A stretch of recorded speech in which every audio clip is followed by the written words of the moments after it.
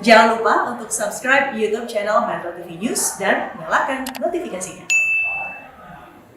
Pemirsa, untuk membantu difabel lumpuh tangan di Indonesia, mahasiswa dan tim peneliti Universitas Diponegoro Semarang menciptakan robot tangan bionik. Diharapkan difabel bisa beraktivitas kembali dengan robot tangan ini.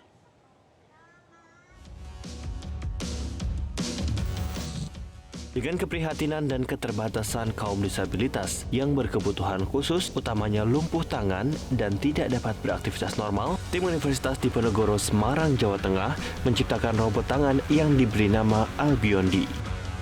Tangan biotik ciptaan dari Undip ini dapat dipergunakan sahabat difabel yang mengalami kelumpuhan tangan baik karena kecelakaan maupun ketidaksempurnaan sejak lahir.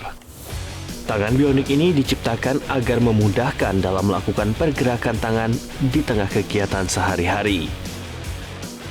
Albiondi digunakan untuk memberikan bantuan gaya mekanis atau memperkuat gerakan sendi-sendi jari tangan pemakai yang bergerak berdasarkan sinyal syaraf-syaraf otot yang masih tersisa. Tangan prostetik ini tidak sekedar sebagai kosmetik atau tangan tiruan saja, namun dilengkapi teknologi modern dengan kemampuan hingga dapat menggenggam suatu barang. Tim riset dari Universitas Diponegoro Semarang ini berhasil menciptakan sebuah karya inovasi dalam penelitian dan pengembangan beberapa percobaan sejak tahun 2014. Robot tangan Albiondi Undip Semarang ini didesain menyerupai bentuk dan ukuran tangan layaknya manusia lain. Diharapkan inovasi ini mampu berkontribusi bagi dunia kesehatan dan solusi strategis bagi disabilitas di Indonesia. Para peneliti juga berharap dapat memproduksi secara massal robot tangan Albiondi ini. Dari Semarang, Ande Aprianto, Metro TV. Karya ini tentu saja dapat menjadi jawaban yang membantu teman-teman disabilitas. Nah, untuk mengetahui lebih lanjut mengenai hal ini, kita akan berbincang bersama Dr. Rifki Ismail MT, Ketua PUI PT Sebiomes Undip. Selamat pagi, Pak Rifki. Selamat pagi.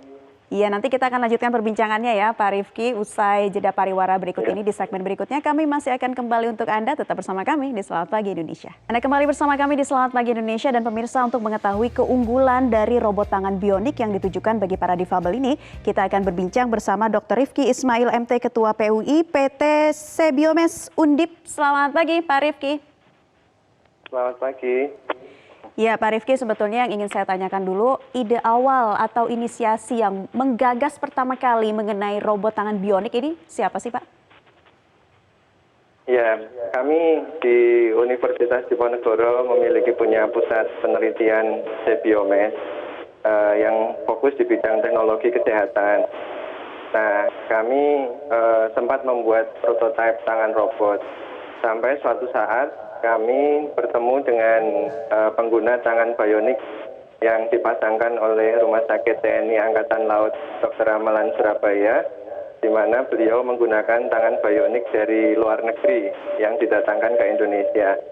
Kemudian oleh salah satu dokter, Dr. Adi Suryanto di Rumah Sakit TNI Angkatan Laut tersebut, kami diberi tantangan. Bisa nggak membuat tangan bionik seperti yang ada di luar negeri untuk para difabel di Indonesia yang diamputasi tangannya. Nah, sejak itulah kami serius untuk mulai riset menggunakan apa yang sudah kami miliki di Universitas Diponegoro. Ya, Pak Rifki, tangan prostetik ini bukan hanya sebagai tangan tiruan saja ya, tetapi mampu menggenggam suatu benda. Nah, cara kerjanya seperti apa nih, Pak? Jadi kita memanfaatkan kalau misalnya tangan kita masih ada, kita menggenggam seperti ini, ada kontraksi otot di lengan kita. Nah, meskipun teman-teman yang sudah teramputasi ini tidak memiliki telapak tangan, tapi kita masih meminta mereka untuk mengkontraksikan otot lengan ini. Nah, kontraksi otot itu yang kita manfaatkan untuk menggerakkan tangan bionik. Tangan bionik ini ada 7 jenis gerakan, ada menggenggam, ada jari telunjuk, ada untuk mengambil koin, menulis, kemudian menggenggam gelas, botol, dan seterusnya. Ada banyak sekali yang bisa mereka lakukan setelah menggunakan tangan bionik ini. Respon mereka yang sudah menggunakan robot tangan bionik ini seperti apa, Pak Rifki? Salah satu mungkin yang sangat kami ingat hingga saat ini ada seorang tenaga kerja Indonesia di Korea yang mereka tahu kami di Sebiomes membuat tangan bionik, kemudian yang bersangkutan ini mengalami kecelakaan kerja di Korea, pulang ke Indonesia, kami pasangkan tangan bionik, dan sekarang posisinya ada di Korea untuk kembali bekerja. Nah, kami sangat senang sekali ketika tangan ini bisa dipakai oleh tenaga kerja ini untuk kemudian bekerja kembali di Korea. Ini mungkin Undip sudah bisa mengekspor tangan bionik ke Korea ini. Wow, sudah bisa mengekspor di Korea. Kembali. Baik, Ya. kalau responnya begitu positif, artinya apakah ada rencana untuk dikembangkan atau diproduksi secara massal misalnya, Pak Rifki?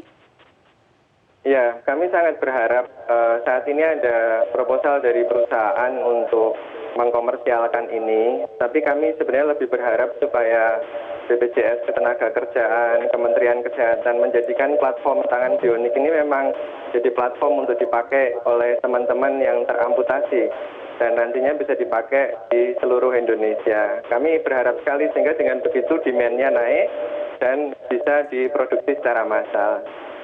Baik, Dr. Rifki Ismail, terima kasih sudah bergabung bersama kami di Selamat Pagi Indonesia hari ini.